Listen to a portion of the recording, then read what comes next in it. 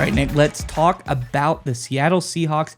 I think this is a team that truly had a facelift in the coaching department. Every single position has changed. Coach Mike McDonald has come in and really made this team his own. And I think the latest hire shows that everything is going in the right direction. I think they've made a lot of smart hires, including this one. Let's get into the article and talk about it on the other side. This, of course, is from NBC Sports. Says the Seahawks are hiring University of Washington assistant coach Ryan Grubb as their new offensive coordinator. Curtis Crabtree of Fox 13 reports. Grubb, 47, spent the past 2 seasons as the Huskies offensive coordinator under head coach Kalen DeBoer.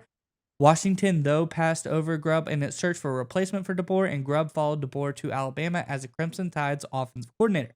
Seahawks have hired Leslie Frazier as an assistant head coach, Aiden Durd as a defensive coordinator, Jay Harbaugh as a special teams coach since Mike McDonald replaced Pete Carroll as head coach. Obviously, they also have now hired Ryan Grubb as the OC. I think this is a phenomenal job keeping a local guy back in Seattle, Washington. Nick, curious what your thoughts are, but Seattle fans, let us know in the comments below. In the way of the big three coordinators, all of the hirings have been made. Let us know so far what you think Mike McDonald's done as far as his job of getting all of his coordinators hired. What grade would you give him on this coaching staff? Let us know in the comment section below. But Nick, what are your thoughts on the latest hire by Seattle, Washington? Yeah, so I think it's a really interesting hire. I think we did a video about a week ago talking about how we like Inkstrand, the young offensive assistant for the Detroit Lions. Obviously, the Seahawks went in a different direction here. But when you take a step back and you look at what McDonald is doing his entire staff, with the exception of Leslie Frazier, who's kind of like being the mentor kind of role, it's a very young staff. It's an up-and-coming staff. It's upsetting the apple cart. And I think that's exactly what the Seahawks needed, right? I think over the past really half decade or so under Pete Carroll, they were always pretty good. They were always competitive, but there was a little bit of staleness to it, right? It felt like it was no matter how good the talent would come in, some years it'd be a little bit better than others.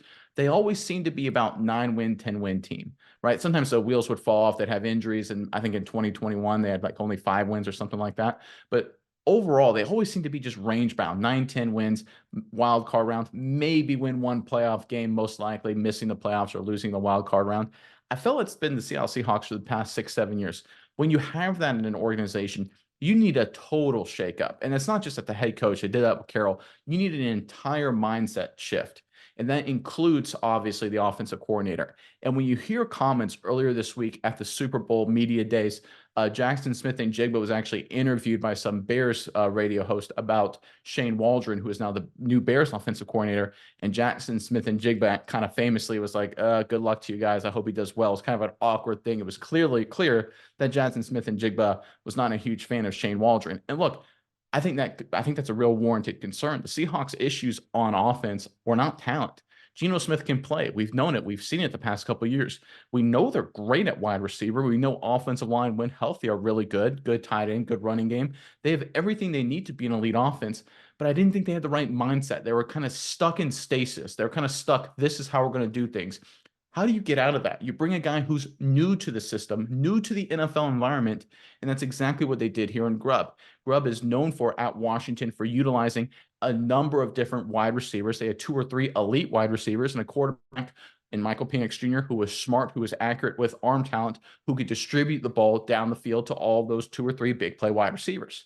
That sounds literally identical to the Seattle Seahawks situation. Geno Smith, smart, accurate quarterback who has the arm strength to throw the ball down the field. You've got 3 really great big play wide receivers that just need to be utilized more effectively.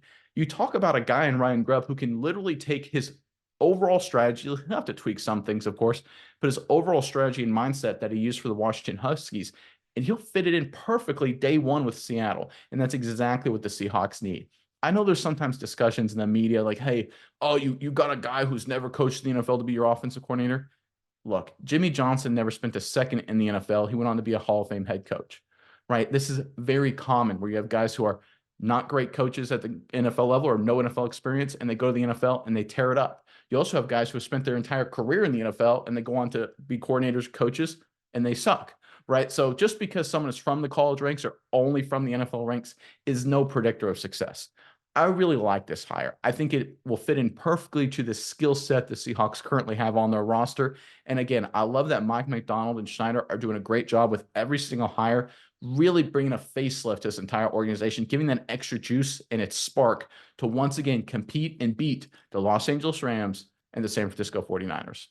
Yeah, and if you look at this guy's history, he's done a lot of really great stuff going over to Fresno State with Coach DeBoer as well. They followed him, obviously, his time in Washington, this really second in total offense, seventh in scoring offense. He did very, very good. They led the nation in passing yards a game. This is a guy who knows the offensive side of the ball. And you know what? He knows the quarterback position. That is one thing that he's done for a very long time here.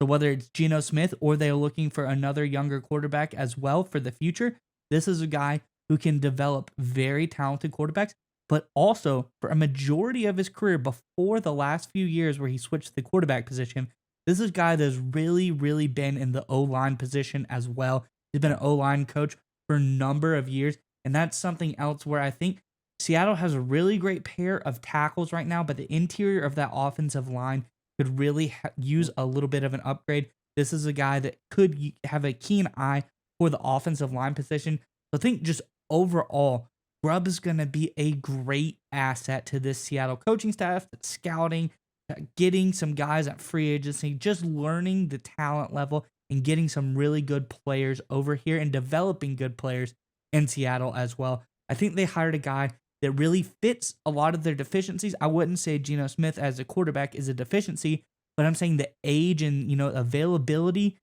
what happens if you move on, that's a very, that's a position right now that's on the edge. You don't know what's going to happen for the quarterback position for the Seattle Seahawks, and they picked a guy that I think can really help them out in a lot of the spots they're weak at on the offensive side of the ball. And just one final point to end on, and I want to give some credit to McDonald for doing this, right?